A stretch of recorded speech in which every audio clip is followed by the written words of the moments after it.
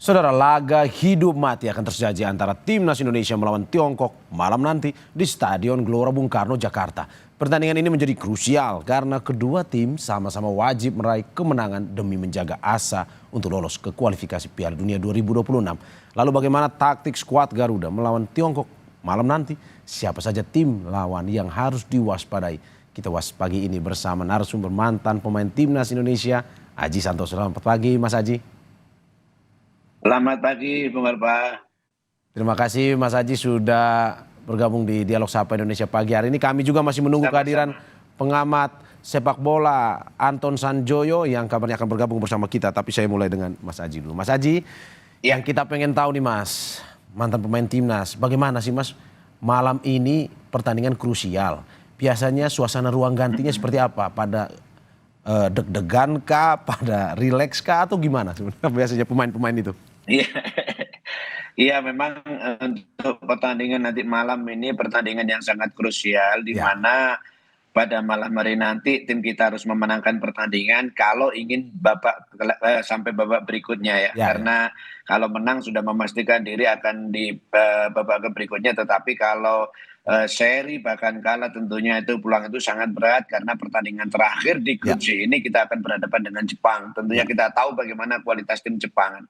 Yang jelas di ruang ganti juga memang sangat penting bagaimana Baik. seorang pelatih bisa menciptakan satu atmosfer yang sangat kondusif, pemain bisa rileks, pemain bisa tenang. Tentunya itu sudah menjadi kewajiban seorang pelatih menciptakan suasana seperti itu. Karena ini pertandingan penting, bagaimana pemain-pemain itu bisa rileks tapi tetap serius begitu. Jadi menurut saya memang di ruang ganti juga akan terjadi situasi yang benar-benar menurut saya akan membuat pemain-pemain lebih waspada karena bagaimanapun juga pemain-pemain kita ini kan pemain-pemain yang sudah berpengalaman, pemain-pemain yang sudah memiliki jam terbang cukup tinggi. Jadi menurut saya itu akan bisa diatasi dengan baik melalui pemahaman-pemahaman yang diberikan seorang pelatih kepada seluruh pemain, Bung Hanpa.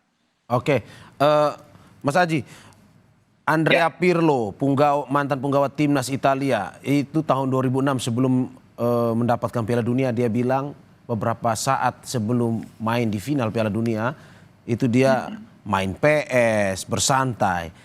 Kalau di Ya. Indonesia seperti itu, apakah memang harus rileks itu Kak? Akhirnya bisa menunjukkan permainan terbaik nanti para pemain Timnas kita atau bagaimana sebenarnya? Iya, pemain memang harus enjoy ya untuk menghadapi satu pertandingan. Kebanyakan mayoritas dari pemain-pemain itu mendengarkan musik, Ya. mendengarkan lagu-lagu di ruang ganti itu akan membuat pemain lebih rileks sesaat ya. Artinya sebelum memasuki lapangan yang mana pemain perlu konsentrasi yang sangat penuh sebelum masuk lapangan, nah mereka lebih rileks. Banyak sekali caranya, salah satunya yang banyak dilakukan oleh para pemain itu memang mendengarkan musik kesukaan dari pemain. Apakah itu secara individu dia menggunakan earphone atau memutar di tape recorder atau yang lainnya, itu memang salah satu cara untuk pemain supaya bisa enjoy sebelum pertandingan. Berarti enjoy ini penting ya, untuk dalam arti bahwa tidak boleh gugup, tidak boleh tegang dalam menghadapi pertandingan nanti Ya, ya. iya sangat penting, bahkan memang pemain sekelas pemain-pemain kelas dunia pun dalam pertandingan yang menentukan seperti final di Piala Dunia, final di Eropa, mereka pasti akan ada sedikit nervous, tetapi dia bisa mengendalikan situasi seperti tersebut sehingga di dalam lapangan enjoy karena mereka itu tadi saya sampaikan bahwa salah satu yang penting yang krusial buat pemain-pemain itu adalah jam terbang. Ya. Nah, kita lihat semua pemain-pemain ini memiliki jam terbang yang cukup bagus baik di kompetisi di domestik atau yang di luar negeri gitu. Jadi menurut saya situasi ini pasti dihadapi oleh setiap pemain, oleh setiap pelatih. Tinggal bagaimana pelatih menciptakan satu situasi yang enjoy di dalam tim sebelum pertandingan. Oke, Mas Haji, ini yang bikin masyarakat penasaran. Biasanya beberapa jam sebelum pertandingan kalau kita di Indonesia malam nanti, biasanya apakah memang selama menunggu hingga pertandingan mulai kick off itu apa saja kegiatan yang dilakukan? Apakah memang hari ini kosong kegiatannya dalam arti bahwa istirahat penuh, mungkin bisa berkumpul bersama atau mungkin ada latihan-latihan lapangan, latihan teknis atau bagaimana sebenarnya? Mm-mm. Ya, kalau latihan pada hari H sudah tidak ada tentunya. Tetapi kemarin tentunya adalah melakukan official training namanya. Jadi latihan yang resmi untuk hari H ketika malam main pagi pagi dulu zaman-zaman dulu tahun 80 90-an ada pemanasan, tetapi sekarang saya lihat di sepak bola modern sudah tidak ada melakukan kegiatan-kegiatan itu, hanya saja tadi malam pasti mereka melakukan melihat video kekuatan dan kelemahan lawan, terus video-video kita hal-hal yang positif harus kita tunjukkan kepada pemain, itu yang membuat pemain lebih percaya diri. Tapi ketika hari H paling habis sarapan, mungkin ada meeting pertandingan nanti malam, selain itu hanya santai-santai aja menurut saya. Oke, tadi kita sudah berbicara soal jam terbang, terus juga bagaimana kesamaan, baik itu pemain internasional di luar yang bermain Piala Dunia maupun pemain Indonesia kita, itu sama-sama merasakan nervous, merasakan gugup. Nah, ini saya bahas Iya. satu pemain, misalkan Emil Audero, seorang pemain yang pernah berlaga di Liga Besar Dunia, Liga Italia, pernah di Juventus, di Palermo.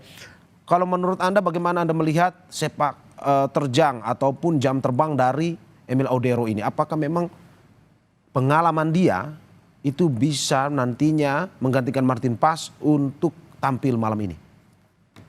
Iya, untuk pertandingan nanti malam sudah dipastikan Martin Paes tidak bisa karena akumulasi kartu, Ya, tetapi menurut saya penggantinya juga pemain-pemain yang sudah berpengalaman. Hanya saja memang di dalam satu pertandingan kan tidak bisa memasang dua-duanya penjaga gawang, hanya satu penjaga gawang. Tetapi menurut saya penjaga gawang yang dipanggil saat ini termasuk Hernando juga menurut saya pemain-pemain yang berkualitas. Jadi menurut saya siapapun yang diturunkan, pemain-pemain ini sudah memiliki jam terbang yang tinggi, memiliki jam terbang yang ya. sudah tidak bisa kita ragukan lagi. Jadi kembali lagi, kalau Neves itu di mana-mana setiap pemain ada, tetapi bagaimana pemain-pemain tersebut bisa mengendalikan Neves itu menjadi satu kepercayaan diri yang cukup bagus. Seperti itu, Bung Oke. Abah. Oke, Mas Aji, kita tahan sebentar karena sudah bergabung bersama kita Ya, pengamat sepak bola Anton Sanjoyo. Selamat pagi, Mas Anton. Selamat pagi Mas Aji. Dengan selamat Mario di pagi Bung Anton. studio ya. Ya, Mas Anton, bagaimana Anda ya. melihat, ini kita langsung saja, karena tadi saya sudah ngobrol banyak dengan Mas Aji. Mas Anton, bagaimana Anda melihat malam hari ini siapa yang akan jadi starter analisis Anda? Ya, kalau saya lihat sih, karena sejumlah pemain kan nggak bisa tampil, Verdong nggak bisa tampil. Saya nggak tahu Dix apa sudah pulih cedera atau belum. Kalau Kevin Dix sudah pulih, saya rasa dia akan menempati posisi back sayap kanan atau gelandang kanan. Karena dugaan saya memang formasinya adalah tiga di belakang. Tiga di belakang itu Hubner, eh, Jai sama Rizky Ridho di belakang, ada kiper Emil Audero yang saya rasa ya kalau dari sisi pengalaman dan physical presence-nya kan juga sangat mumpuni ya. Jadi lawan mungkin juga akan akan keder duluan kalau lihat Emil karena dia kan memang tinggi besar, mana ganteng lagi gitu kan. Jadi memang kehadiran kehadiran dia itu cukup bisa menggantikan Martin Paes lah. Pengalamannya juga luar biasa kan dia tampil di Serie A, tampil di Serie B, ya Serie B-nya Italia tetap rata-rata lebih baik lah daripada rata-rata di Asia Tenggara. Di tengah saya rasa pilihan tidak mungkin tidak adalah Joy Pelupesi karena dia merupakan missing link yang hilang selama ini sebelum kedatangan dia. Indonesia kan tidak punya gelandang bertahan yang betul-betul mumpuni dan visioner dan ini ada pada Joy Pelupesi.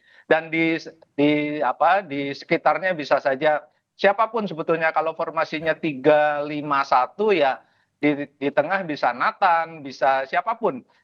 Tapi yang pasti Joy akan menjadi kunci di lini tengah karena dia back to back posisi nomor 6 dan posisi nomor 8 gitu. Jadi dia bisa di dua posisi itu. Kalau di depan saya rasa Ole nggak akan tergantikan. Cuma sekarang yang menjadi masalah adalah siapa pengganti Ratnar Oratmangun dan Marcelino Ferdinand. Karena menurut saya yang ada sekarang di posnya pemain di belakang Ole itu ada beberapa. Ada Stefano Lillipali, ada Egy yang penampilannya juga bagus di Liga 1, ada Sayuri yang juga bagus, ada bahkan ada Beckham Putra yang penampilannya di Liga 1 pun sebetulnya tidak mengecewakan. Jadi dia layak dicoba lah. Jadi sebetulnya timnya Patrick Kluivert ini saya bilang cukup mewah ya. Dari belakang kiper, belakang, tengah, depan ini cukup mewah sekarang. Bahkan di lapisan keduanya pun yang di bench saya kira komposisinya cukup mewah juga. Jadi rasanya sih tidak ada kata kalah ya melawan Cina pada pertandingan malam ini. Oke, dengan melihat formasi 3-5-1, Bung Joy, apakah Anda melihat bahwa ini Patrick Kluivert terlalu berani misalkan dengan memainkan hanya 3 back dalam arti bahwa kita ini pertandingan krusial, ataukah Anda melihat bahwa malam ini ya sudah dengan faktor ada keberuntungan kita main di kandang, kita jual beli serangan aja malam ini? Enggak, bukan soal terlalu berani atau tidak. 3-5-1 itu formasi baku yang banyak juga dipakai oleh tim-tim besar sekarang. Memang kalau di Belanda kebanyakan 4-3-3. Ya. Tapi 3-5-1 itu kan sebetulnya 3 center back itu coverage-nya itu ada di kanan dan kiri. Oleh sebab itu saya bilang kalau Kevin Dix ada di kanan sementara siapa Verdong ada di kiri, saya rasa cukup aman karena Ya. pemain ini mampu coverage itu di lini tengah dan lini belakang. Jadi kalau Indonesia kehilangan bola posisinya 5 back. Kalau mendapatkan bola posisinya 3 back.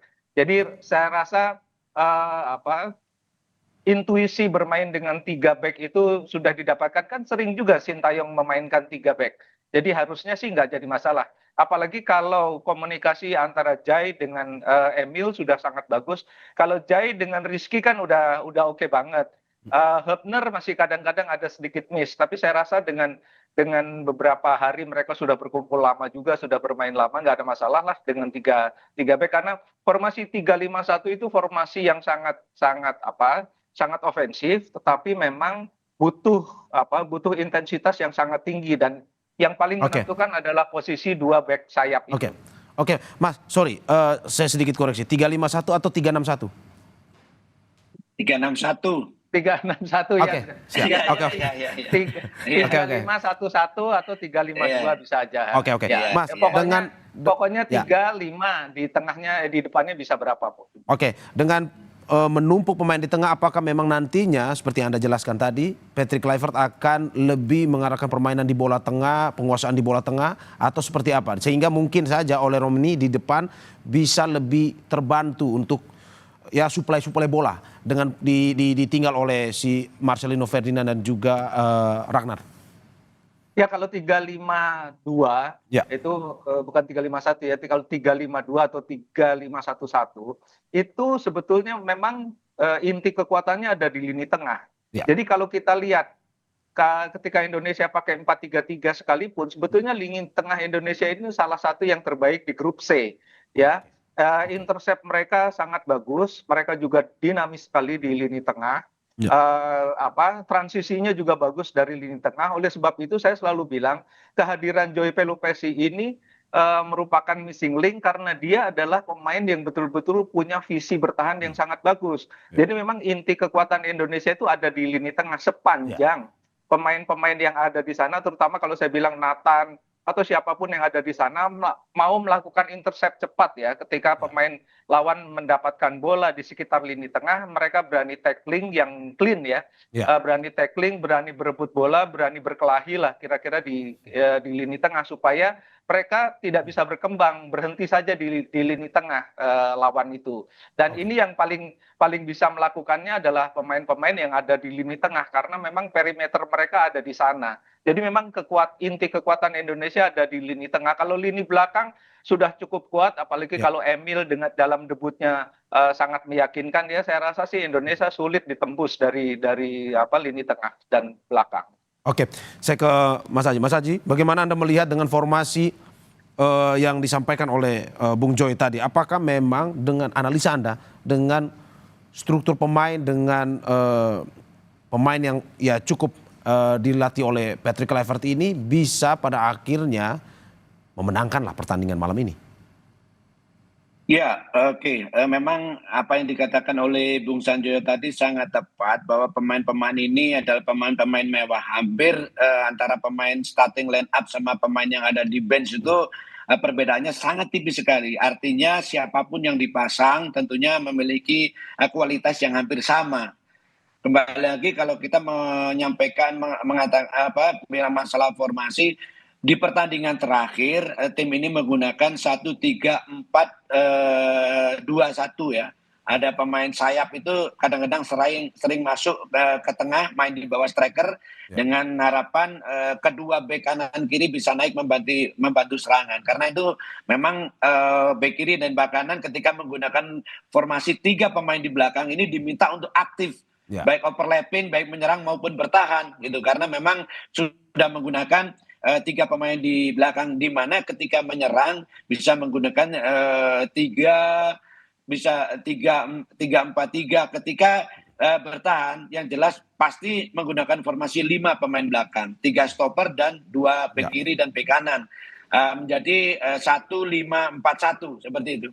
Oke. Jadi menurut saya untuk pertandingan nanti malam apapun formasinya tentunya sudah menjadi pemikiran dari head coach, kira-kira formasi apa yang tepat. Yang jelas ketika pertandingan terakhir dengan menggunakan formasi 1-3-4-2-1 ini bermain cukup bagus. Oke, sebagai mantan pemain timnas, bermain di kandang menurut Anda selalu bisa menguntungkan ketimbang main di tandang atau gimana?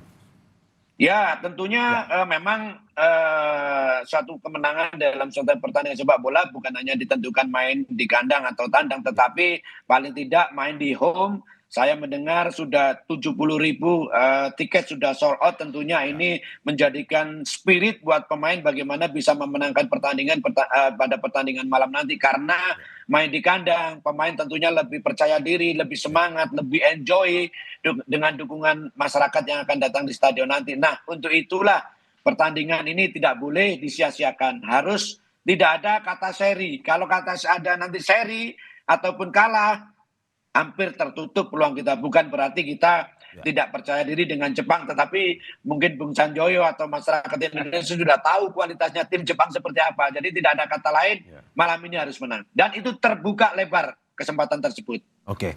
Seperti itu, Bung. Tidak ada kata lain, malam ini harus menang. Bung Joy, kita bahas dalam waktu hampir 1 bulan ini persiapan yang dilakukan oleh timnas. Menurut Anda dengan persiapan yang begitu lama dilakukan oleh timnas, teknis maupun non teknis yang dilakukan baik di Bali maupun di Jakarta, sudah cukup untuk pada akhirnya membuat timnas pada malam hari ini bermain rileks, bermain enjoy untuk bisa mengalahkan Tiongkok? Ya, kalau kita bandingkan dengan persiapan ketika hendak melawan Australia, memang saat ini kan waktunya sangat baik ya. Mereka sempat berkumpul di Bali meskipun kelengkapannya itu mungkin tidak sampai 1 bulan ya, mungkin hanya 3 minggu atau 2 minggu setengah lagi. Tapi overall sebetulnya memang dengan mereka berkumpul lebih cepat, lebih lama, bahkan sempat pindah TC dari Bali ke Jakarta, saya rasa itu adalah keuntungan yang luar biasa. Yang saya sayangkan hanya mereka tidak sempat mengadakan competitive matches pada ketika mereka berkumpul di TC. Di Bali. Ya, di Bali dan di Jakarta hanya sempat internal game ya. Saya nggak tahu, saya mau tanya ke Coach Aji, internal game itu apakah berapa persen mampu melihat keseluruhan penampilan performa pemain terutama dari kesiapannya. Karena kalau dalam bayangan saya, internal match itu kan mereka sempat beberapa kali melakukan pertandingan tim A lawan tim B gitu ya, timnya dibagi 2, lalu kemudian, nah ini yang saya meragukan apakah itu cukup ya, karena kan tidak cukup kompetitif. Saya tidak melihat apakah kalau di luar negeri kan internal match itu kadang-kadang pemainnya sampai cedera juga. Karena mereka betul-betul serius. Gitu. Serius ya. Nah, sangat serius. Nah, saya nggak tahu apakah apakah fenomena seperti itu ada juga di tim nasional. Karena kan bagaimanapun suasananya bukan suasana kompetitif. Mungkin itu saja sih kekurangannya. Tapi dari sisi waktu, dari sisi manajemen TC, saya rasa ini sudah jauh lebih bagus daripada ketika persiapan melawan Australia. Jadi harapannya sih semuanya jadi positif ya. Cuma satu kurangnya aja itu, nggak ada competitive matches. Katakanlah lawan siapa yang setara atau tingkatannya lebih sedikit daripada timnas, sehingga kemudian ada evaluasi yang bisa dilakukan oleh Kluivert dan kawan-kawan terhadap siapa yang akan mereka pasang sebagai starter, siapa yang ada di bench, siapa yang masuk DSP. Jadi rasanya itu saja sih kekurangannya, tapi overall sih tidak terlalu bermasalah menurut saya. Oke, Mas Aji, bagaimana menanggapi ini? Apakah memang biasanya internal match itu juga kompetitif dilakukan atau sebenarnya perlu juga nih kompetitif match dilakukan selama TC harusnya?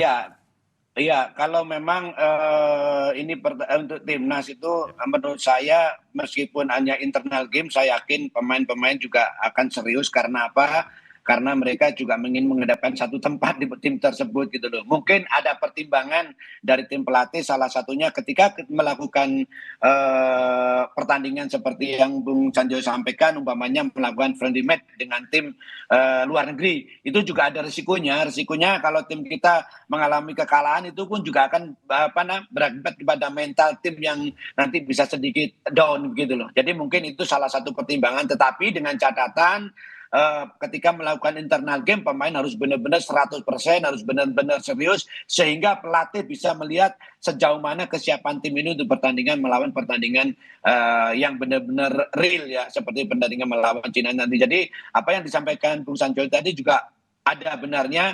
Mungkin keseriusannya ketika internal game dengan friendly match dengan negara lain itu mungkin ada sedikit berbeda, tetapi kembali lagi ada dua permasalahan. Yang pertama, ditakutkan kalau seumpamanya terjadi kekalahan dengan tim kita akan mental akan sedikit bermasalah. Yang kedua, yang terpenting adalah ketika melakukan internal game pemain-pemain benar-benar 100%. Tapi menurut saya ketika internal game pasti pemain juga serius meskipun sama-sama menjaga jangan sampai pemain ini cedera. Seperti itu, Bung. Oke, masih banyak pembahasan terkait dengan timnas yang akan kita dialogkan dalam Sapa Indonesia Pagi ini, termasuk juga terkait dengan bagaimana kekuatan Tiongkok pada malam hari ini. Tapi sebelum kita bahas, saksikan jeda berikut. Saudara, Menko Infrastruktur dan Pembangunan Kewilayahan Agus Harimurti Yudhoyono dan Menteri Ketenagakerjaan Yasirli siap mendukung timnas Indonesia di gala pertandingan timnas Indonesia melawan Tiongkok. Keduanya optimistis timnas akan unggul dalam pertandingan kualifikasi Piala Dunia 2026 yang akan digelar di Stadion Utama Gelora Bung Karno malam ini. Harus berdoa sekencang-kencangnya dan juga suara kita sekeras-kerasnya untuk mendukung timnas kita.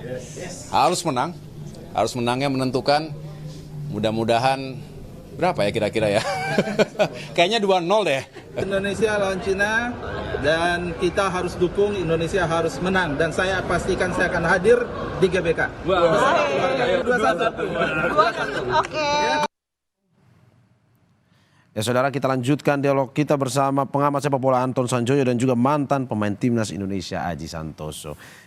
Sebelum saya ke Bung Joy, Mas Aji, bagaimana melihat bahwa 3 hari terakhir ini latihan tertutup di Jakarta? Media hanya boleh beberapa menit saja untuk melihat aksi pemain timnas kita maupun juga pemain Tiongkok itu berlatih. Apa sebenarnya pelatihan apa sebenarnya yang dilakukan sehingga dalam arti bahwa tidak boleh terekspos media pun juga orang-orang luar tidak bisa menonton itu? Iya. Ya, yang pertama tentunya ada maksud dari head coach, dari tim pelatih, kenapa tim ini tidak boleh ditonton untuk umum. Yang pertama, mereka benar-benar ingin konsentrasi ya di dalam latihan. Yang kedua, biasanya H-3 itu masih melakukan latihan taktikal. Ini taktikal ini jelas tidak boleh terekspos di luar. Karena nanti ini bahaya kalau sampai terekspos, ada lawan bisa tahu latihan apa yang dilakukan di lapangan, ini akan berbahaya. Tetapi kalau H-1 official training itu sudah tidak ada latihan taktikal, paling hanya aktivitas di lapangan seperti rondo, finishing, possession itu aja. Tetapi kalau H-3, H-4 itu tentunya masih melakukan taktikal. Untuk itulah latihan taktikal ini tidak boleh. Saya masih ingat ketika saya menjadi pemain, ketika uji coba dengan timnas dengan Chelsea, di mana waktu itu Chelsea oleh Jose Mourinho, tidak ada satupun orang boleh masuk waktu itu. Nah, H-4 dia melakukan latihan. Itu latihan taktikal, tapi memang di mana-mana latihan taktikal itu tidak boleh orang lain untuk umum masuk. Yang pertama untuk konsentrasi, yang kedua benar-benar rahasia nih, benar-benar tidak boleh sampai bocor latihannya itu. Seperti itu, Bung. Ya kalau bocor bisa bahaya Mas Aji ya. Udah ketahuan taktik kita nanti. Iya, betul. Oke, Bung Joy, saya ini tadi kita bahas sedikit soal Tiongkok. Tiongkok juga akhirnya datang ke Indonesia 2 hari lalu, melakukan latihan juga di sini. Penyesuaian juga seperti pemain timnas kita, penyesuaian dengan iklim, penyesuaian dengan suasana di Indonesia. Menurut Anda, Tiongkok adalah ancaman yang serius untuk malam ini untuk bisa kita lawan dari timnas Indonesia atau bagaimana sebenarnya? Di atas kertas. Kita harus menempatkan Kluivert dan kawan-kawan harus menempatkan Tiongkok ini sebagai ancaman serius. Kenapa? Karena Iya. satu, pertama mereka masih punya peluang untuk melaju ke putaran 4 paling tidak. Kalau mereka menang lawan Indonesia, lalu menang pertandingan terakhir, kalau tidak salah lawan Bahrain, mereka peluangnya terbuka. Sehingga tidak ada satupun sebetulnya peluang tidak ada satupun celah bagi Indonesia untuk menganggap remeh Tiongkok atau Cina. Ya, karena ini adalah pertandingan yang sangat menentukan. Ya, memang hasil akan sangat menentukan. Kemenangan itu sudah menjamin Indonesia ke putaran keempat karena nilainya sudah tidak akan terkejar lagi oleh yang Bahrain atau Cina. Tetapi kalaupun draw itu masih bisa sepanjang Bahrain kalah melawan Arab Saudi dalam pertandingan juga. Tapi kan kita tidak boleh menggantungkan nasib pada orang lain. Jadi harus menentukan nasib sendiri. Dalam kaitan itu, Cina harus ditempatkan sebagai ancaman yang sangat-sangat serius. Karena mereka punya pemain-pemain juga yang menurut saya kualitasnya tidak boleh diremehkan ya. Meskipun mereka saya bilang ketika mereka menang di pertandingan kandang, mereka menang kebetulan lah. Karena mereka tuh cuma 3 shot, kemudian 2 menjadi gol. Jadi memang itu ada blundernya pemain-pemain Indonesia. Tapi itu tetap tidak bisa menjadi tolok ukur. Indonesia harus full fokus. Betul kata Mas Aji tadi, mereka harus benar fokus untuk memenangi laga ini dan jangan sampai kemudian menjadi bumerang karena ekspektasi masyarakat Indonesia kan begitu tinggi.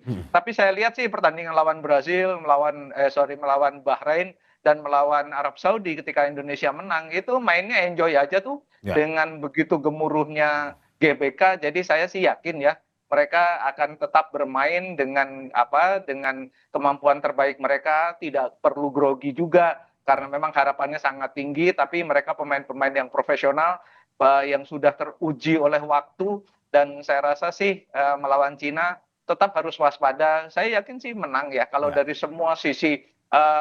Dari semua statistik, bahkan sekarang ranking FIFA-nya kan masih lebih tinggi Cina sebetulnya, tapi kualitas pemain yang ada di timnas senior ini menurut saya lebih bagus daripada Cina. Jadi tidak ada alasan untuk kalah sebetulnya ya. Dan saya rasa mereka sudah sangat dewasa lah, pemain-pemain yang sangat profesional dan mereka bisa bermain sangat lepas. Dugaan saya sih Indonesia menang lebih dari 2 gol sih kalau mainnya normal gitu ya. Seri pun bahkan tidak boleh ya Bung Joy? Seri pun bahkan tidak boleh? Karena kalau seri Indonesia akan menggantungkan pada hasilnya Bahrain. Nah ini yang berbahaya. Oke, Bung Joy, sebelum saya ke Mas Haji. Bung Joy, apa prediksi Anda malam ini dari Tiongkok dengan formasi seperti apa strateginya? Apakah malam ini akan lebih bertahan karena sudah menang kemarin? Dia akan lebih bertahan apalagi bermain di kandang Indonesia. Akan lebih bertahan atau justru akan ini lebih menyerang untuk menambah pundi-pundi gol juga? Kalau dari lihat kebiasaannya Cina sejak ditangani oleh pelatih yang sekarang, mereka sering bermain dengan 4-3-3. 4-3-3 itu formasi yang cukup ofensif tapi balance. Jadi saya rasa mereka tetap akan menggunakan formasi itu dan ada mereka juga sangat mahir ya dalam serangan-serangan sayap. Mereka punya Wulei, punya Serginho yang di tengah juga sangat dominan. Mereka punya Zhang Yuning juga di lini depan. Jadi mereka harus diwaspadai juga. Dengan tidak memandang remeh mereka, menurut saya justru itu akan menjadi fokus pada lini pertahanan dan lini tengah Indonesia supaya mereka bisa tidak terlalu melakukan eksplosif ya di gerakan-gerakan yang mengagetkan di lini pertahanan Indonesia. Jadi rasanya sih mereka tetap akan bermain menyerang tapi lebih balance, tidak sefrontal Indonesia lah gitu kira-kira. Oke, saya ke Mas Haji. Mas Haji, bagaimana Anda melihat pemain yang harus antisipasi melihat pertandingan kali lalu Cina versus Indonesia di kandang Cina? Apa yang timnas Indonesia harus antisipasi ke depan dalam arti bahwa tidak boleh terjadi yang seperti Bung Joy bilang, ada blunder-blunder yang dilakukan di kandang Cina kemarin. Oke, betul. Jadi ketika main di Cina kemarin kalau nggak salah bulan Oktober 2024 itu ya, sebenarnya apa yang disampaikan Bung Sanjoyo tadi tepat bahwa Indonesia lebih mendominasi permainan, hanya melakukan 2 kesalahan kecil yang akhirnya berakibat fatal. Saya masih ingat sekali, kedua gol itu kesalahan dari lini belakang kita di mana bek kiri dan bek kanan, salah satu center back juga tidak tepat menempatkan posisi mereka sehingga ada lubang yang bisa dimanfaatkan oleh striker mereka yang muncul dari second line. Tentunya tim pelatih, analisis sudah memutar kembali video tersebut, apa-apa yang menjadi kekurangan pemain kita, apa-apa yang menjadi kesalahan pemain kita ketika pertandingan pertama itu sudah dievaluasi dan tidak boleh melakukan kesalahan sekecil apapun terutama di lini belakang. Kenapa? Karena kalau pemain depan, pemain tengah melakukan kesalahan masih ada pemain belakang. Tetapi kalau pemain belakang melakukan kesalahan sekecil apapun bisa dimanfaatkan oleh lawan dan mereka akan berhadapan 1 lawan 1 dengan penjaga gawang. Untuk itu selain tentunya semua tim pemain harus main sepak bola modern itu satu sisi sekarang itu. Artinya satu sisi ketika kita bertahan semua pemain masuk di pertahanan setengah lapangan ke bawah. Tetapi kalau melakukan penyerangan masuk di setengah lapangan penyerangan, bahkan kalau kita melihat pertandingan di Eropa itu kalau mereka melakukan penyerangan sampai tidak setengah lapangan lagi tapi sepertiga lapangan di atas mereka berani. Kenapa? Mereka karena memang sepak bolanya levelnya sudah tinggi gitu. Jadi lawan pun tidak ada yang tinggal di garis tengah satu. Kalau tinggal di garis tengah satu aja kalah jumlah orang semakin tidak akan pernah mendapatkan bola gitu. Jadi sekarang nanti Indonesia saya harapkan juga bermain hanya satu sisi, ketika bertahan semua bertahan di bawah garis tengah, ketika menyerang semua